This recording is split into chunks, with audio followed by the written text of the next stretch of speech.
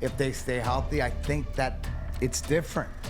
It's different, and it'll be exciting. I'm very much on board with Jared Goff now, and here's why. I watch Dan Campbell or Aaron Glenn or whoever it is talk about this team and what they're trying to build. I believe them. What's the biggest thing? And that's individual to all y'all. Mm-hmm. So, D-Mac, what's the, as we kick off training camp, what's the biggest thing to you? To me, Okudah.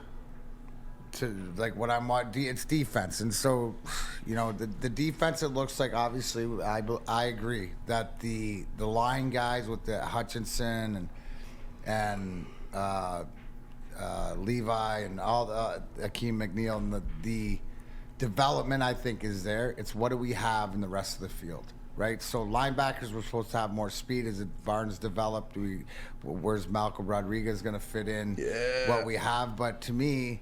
You know, with what do we have on the outside, and the spotlight is it's health. Neal, who does Okudah come out of training camp healthy? Does he go into exhibition healthy? That's where my spotlight is, more of the secondary and the cornerbacks, and to see what we have, because I think that's really a weakness right now. Yeah, secondary linebacker for sure. What do you got, Spence? For me, I got two of them. I have. No, I said one. One. What's the one? Health. It's health. Yeah, but and I see people talking about that, and MPWMU says, God willing, no catastrophic injuries. I can't do it. It's going to happen. It's hard for every team. Yeah, but it's who it is. It's going to happen. No, but just prepare yourself that it's going to happen. Roulette, but who is it, right? Because every year it's been somebody sort of bigger that we could not afford. We cannot afford that. Going into this camp with this team set up with the youth and so many questions not known, you have to be healthy. It's the same thing with the Red Wings and stuff like this. So that's sort of, I guess, you know, is the number one. I guess the question Neal's asking is there a player or position group? All right, then I'm going with the interior defensive line. Aleem McNeil, Levi Ozarike. I think if they can create a push, can create pressure on the inside, it shuffles down to our entire defense, makes everything easier. We'll make it easier for Aiden Hutchinson and Charles Harris to get sacks. We'll make it easier for Amani Omoarie and Jeff Okudah to not have to stay attached to guys for 4 or 5, 6 seconds. So I'm going to go interior defensive line. Yeah, and for me, Fish, you got anything that's sticking out to you this year? What's the biggest thing for Fish? I mean, I just hope the Lions actually get 6 or 7 games. I'm a little worried they're going to get less than that. Yeah. Fish just hopes everyone has fun. Fish just wants everyone to have a good time. I just worry that the Lions aren't really going to get 6 wins. Like, everyone's very high, optimistic. And that's what I'm trying to. I'm not saying I'm trying to combat it. I'm getting that same kind of non-realistic feeling I think we had about the Tigers. But again, Jamer Candelario is not the cleanup hitter for the Lions, so it's different. But I guess for me it's Jared Goff, but it's not Jared Goff for the same reason it is to a lot of people out there. And I've flipped on this, and I talked about this a little bit before, D-Mac. I am very much on board with Jared Goff now, and here's why. Ooh. And here's why. Let me make the case. Because of Kyler Murray, because of Lamar Jackson, because of Aaron Rodgers, etc. He's at $31 million. Kyler Murray's at what? $47 million, $46 million. Is he going to deliver more than 66% of the market cost of a quarterback? Now there, people are talking about bringing him to the Lions. Right, but I'm saying, though, he's going to be a $50 million a year guy. Yep. Lamar is, yeah. Goff, at 66% of that figure, I like him more and more by the day, man. I do, because that's your biggest expense. And if you can get a 33% discount on it, but be good enough to get you through, I guess that's the rub, right? Like, is he good enough to get you through? Used to be 40 last week. Now it's 33. You see where these things go. The discount to market goes Simple lower math. and lower. And obviously the better he plays. And you know, I'm reading these through the chat thread and so many great points, right? Like Goff is what he is. He's right. a middle of the league quarterback, but he's a guy that I think that the offensive coordinator and Ben Johnson and Brad Holmes, the GM, and Dan Campbell realizes that he can work. You know, the Jamer Candelario question, Neal, was do you look at the Tigers do you look at the Lions like the Tigers? Do the Lions have a Jamer Candelaire at cleanup? And it's no, right? They're better than that. You look at the team being put around them, it's almost the way Baltimore changed their whole offense specifically for Lamar Jackson. I think they're going to give Jared Goff every chance to succeed because they too want him to be. They want to pay him that discounted price. They want him to accept that. And I think that if all things play out the way that we think we do, that's what's going to happen. It's going to be around 40, right?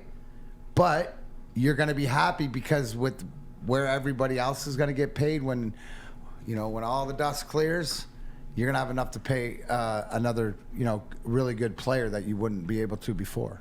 Right, and that's where it is for me, is that you can walk that line of, and I see, Zach, I see your point on there. No teams won a championship paying a player more than 13% of their cap. That's roughly $26 million a year by today's standards. Good rookies with complete teams are hard to compete with. And that's, for me, Zach, that's the bridge to the whole rookie quarterback conundrum, where they are valuing filling holes at the top of the draft that are not quarterbacks. So therefore, I believe that this is the path forward for them, was to have Goff here at a reduced rate to market, because let's be real, it is. It is. Now, I know Spencer would say, well, it's a reduced rate of talent to the market too. Yes. Fair. That's fair. Yeah. And I understand that. But at the same time, you're seeing this, right? Are the Green Bay Packers good enough to win the Super Bowl? No. Their defense is, but no, not. Are they good enough to win the Super Bowl? No. No. They're not. And we've got data for the last 6 years that proves it. Blake Bortles has as many playoff wins in the last 10 years as Aaron Rodgers. They can't, because they don't have enough talent. Yeah. Plain and simple, man. Yeah. They don't have enough talent. And backing up Zach's point, I believe that they're inversed now, where they have too much money sunk into one player that they can't find a way to finish it off financially. That's a great point. I think that if you look, who has done that? Where it's almost like you're trying to get the cord to the wall, and they got it here, but no matter what, they loosen it up, Jimmy.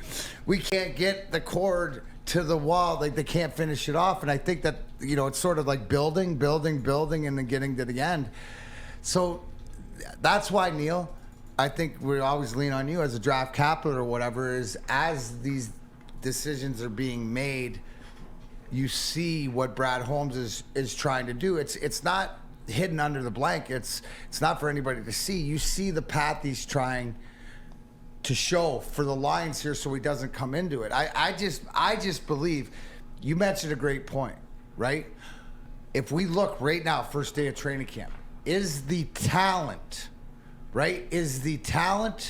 in the roster or going onto the field? Do we believe that this talent, now it may take them a year or 2 years, but do they have the ability in their roster, their rookie camp? And I think I believe that, yes, throughout their roster, there are football players at positions and athletes. Now we'll have to see track record, because we're fighting SOL and stuff like this, but I don't believe it's the same thing. That's why going into camp, it's different than the Tigers. It doesn't mean wins, but what they're able to put together if they stay healthy. I think that it's different.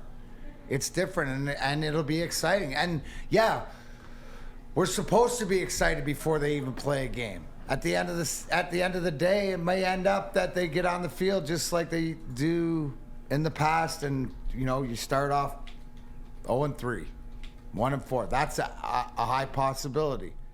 But am I willing to go for the ride? Absolutely. I took all my Tiger stuff, I dumped it all out, and I loaded extra line stuff in here. Because I'm here because, you know what? It comes down to youth and excitement and wanting to be here. When I watch Dan Campbell or Aaron Glenn or whoever it is talk about this team and what they're trying to build, I believe him. He ain't feeding me lip service. There's passion and emotion that they want to get it as right as we want it right. So I'm in. And that's what training camp to me is about this year. Yeah, and it comes back to this too. And again, we're the long range still here. We're still technically a year out from our whole plan and everything that we still got the concocted. clock. We still got the Get clock. that clock fired up and straight again. We got to loosen it up. It's been away for the some We time. got to get the clock. We got 17, but remember too, the entire because I believe we are counting heavily on rookie parlays to hit again. We're counting heavily. Like you can think they're going to or not going to, but Right. you can't dispute the fact that no matter what scenario you cook up, that includes hitting a rookie parlay. Yeah, well, and what are other teams, AK and the Cincinnati Bengals and other teams? You look at what San Diego's trying to do. Then they've done a lot of things, the beginning through the draft before making trades to finish it off. I just think that Neal, but that's what in the NFL. Hey guys. You remember when they say in the NFL that you can go from worst to first really quick? How do you think that happens? It's the rookie parlay. The rookie parlay. You got to hit it. It's the rookie parlay, and you have to get it. And I think that, to your point in thinking about where teams draft different guys, because you're still playing that game. The object, am I right or am I wrong in saying this, right? You need to grab that quarterback, and you need to grab now that receiver. You never really needed to, but the fact they're making $25 to $30 million or plus $20 million in a different stratosphere, you have to view them almost like you view quarterbacks now because of the contract. And pass rushers. And pass rushers. Those three, right? So it's how are you going to put your team together? And I see it, right? With Goff at a bit of a discount to market, with Hutchinson on a rookie deal, with Williams on a rookie deal. Like, I see their path forward. And then don't forget, 2024, man, they have Goff, the entire offensive line, Sewell, Ragnow, all of them under contract with $91 million in cap space. So, we still got to remember Is that the long year game. after my clock runs out? Correct. Oh, Yep. okay. Yeah, that'll be I was just 2024, ready to roll.